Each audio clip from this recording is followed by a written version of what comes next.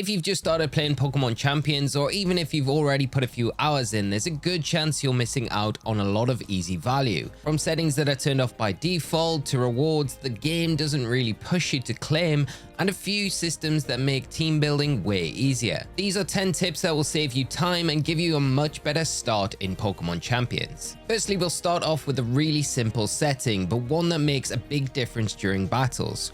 From the sub-menu, head into settings, go down to the battle tab and toggle on display battle info. From now on, during a battle, in the top left-hand corner, you'll be able to see exactly what field condition or weather is in effect, and more importantly, how many turns that effect has left. This is something that's really easy to lose track of, especially in longer games where you're switching a lot or trying to manage positioning. And because this is turned off by default, a lot of players don't even realize it's there. So if you want that extra bit of information without having to constantly keep count in your head, it's definitely worth turning this on straight away.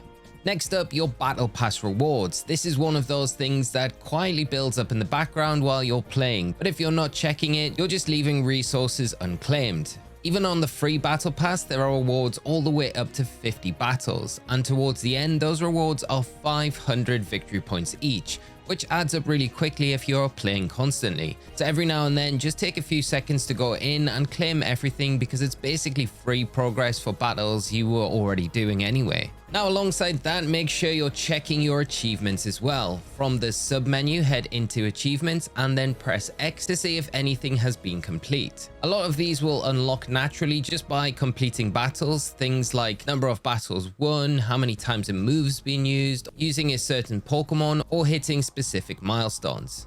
And they reward you with things like titles, badges, and victory points. The key thing here is that the game doesn't always prompt you to go in and claim these, so they are just sitting there without you realizing. So it's worth getting into the habit of checking this every so often, especially after longer play sessions. And your Pokemon also have rewards. Something else that's very easy to miss is your individual Pokemon also have rewards tied to them. If you go into the achievements page and into the Pokemon list and check their progress, once you hit 10, 50, and 100 wins with a certain Pokemon, you'll unlock additional rewards. This includes more titles and a good amount of victory points. So if you've been using the same team for a while, there's a good chance you've already unlocked some of these without even noticing. Again, it's just another way the game rewards you for completing more battles, but only if you remember to actually claim it in the first place. Now, if you're playing ranked battles, this is a really important one. When you move up through the ranks, whether that's from Pokeball to Great Ball or pushing all the way up to Master Ball or Champion rank, your rewards don't show up automatically. They're actually sent to your mailbox.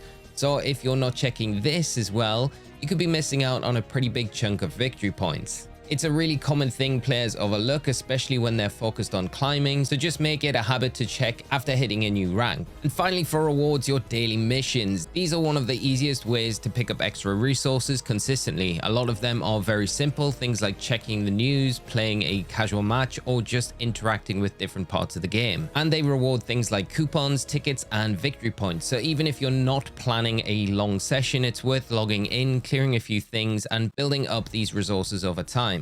Now moving on to spending those victory points, here's a small quality of life tip that makes a big difference. When you're in the Pokemon Champions shop, instead of buying items one at a time, you can press the X button on an item to add it to your cart. You can stack up to 25 items at one time and then purchase everything in one go. It doesn't sound like much, but if you're buying multiple battle items, megastones, or anything in bulk, it just makes the whole process much quicker and smoother. Now, when it comes to actually building your team, this is one of the most useful tools in the entire game. If you're ever unsure about what moves, items, abilities, or even teammates to use, head into the battle data section. From the battle tab, go into battle data and then ranked battles, and then you can toggle the X button to switch between the singles and doubles ladder. From here, just toggle across using the L or R shoulder buttons until you get to the Pokemon tab, and then click into it, and then you'll be able to see their most common moves, their held items, most common teammates, their natures, even their EV spreads and abilities. This is essentially real data from what players are actually using and having success with on the ladder. So instead of guessing, you can use this as a reference point, either to build your own sets or to understand what you're likely to be facing in battle. It's also a great way to spot trends in the meta and adjust your team accordingly. So next time you're putting a team together, drop into the battle data section, check out some of the top used statistics, and then apply them to your team building. Now, when it comes to training your Pokemon, there are a couple of small optimizations that will save you a lot of time in the long run. If you're adjusting EVs instead of tapping through each stat individually on your D-pad, you can use the L or R shoulder buttons to quickly max or remove values. This makes building or adjusting a Pokemon's stats much faster, especially if you're doing multiple at once. When you're on the confirmation screen, if you have trainer tickets available, press the X button here before confirming. This will revert to using a trainer ticket opposed to victory points that you can keep to use in the Pokemon Champions shop. That way you can save your victory points for more important things like items, Megastones, or shop purchases. And finally, transferring Pokemon and recruiting efficiently. If you're bringing Pokemon in from Pokemon Home, you can do this on your Nintendo Switch, but it's much faster to use the mobile app. On the Pokemon Home mobile app, once you're logged in and you're on the main menu, go into options and then click the send for a visit, just right under the link with Pokemon Champions section. Here, select yes on the next screen and then check the right account is linked with your Pokemon Home and Pokemon Champions accounts. And a list of your Pokemon will appear, and all you need to do is select the ones you want to transfer from Home to Pokemon Champions, and up to 30 can be sent at a time. And when all of your Pokemon are selected, simply click the 3 dots in the bottom left hand corner and then select send for a visit. Once this is done, head back into Champions on your Switch and go into Roster Ranch and collect from Pokemon Home, and the Pokemon that you've just sent over from your mobile app will be ready to transfer in.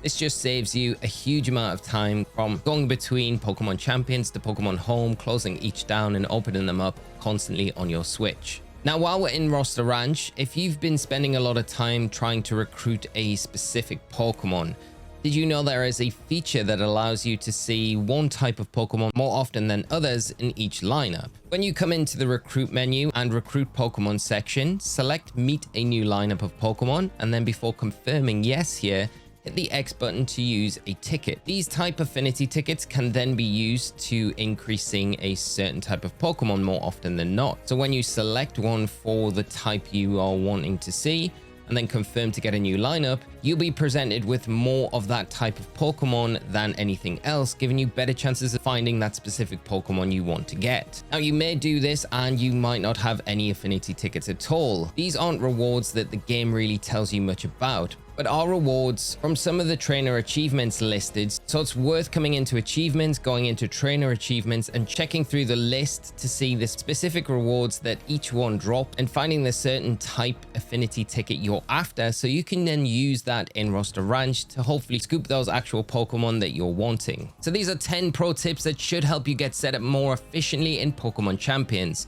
Some of these are easy to miss, but once you start using them properly, they make a big difference over time. If you found this video helpful, please consider dropping a like on the video. Do subscribe as well to stay up to date with all of our Pokemon Champions content. Thank you so much for tuning in, and I'll see you all in another video very soon.